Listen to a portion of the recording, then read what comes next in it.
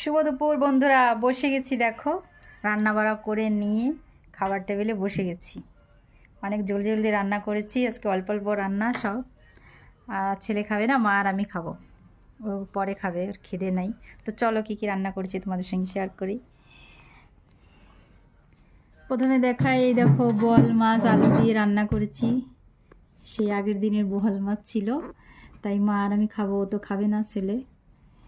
আলু দিয়ে রান্না করেছি, ঝোল অল্প করে রান্না করেছি। আর এদিকে পাট শাক করেছি রসুন ফোড়ন দিয়ে, পাট শাক। আর আছে এই যে সেই সজনো শাক।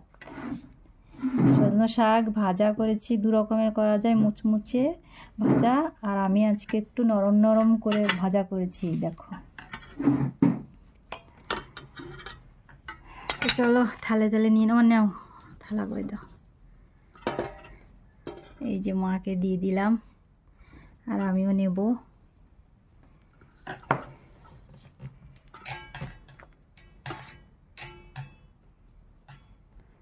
এই যে আমিও থালে নিয়ে নিলাম, এখন খাওয়া দাওয়ার পালা।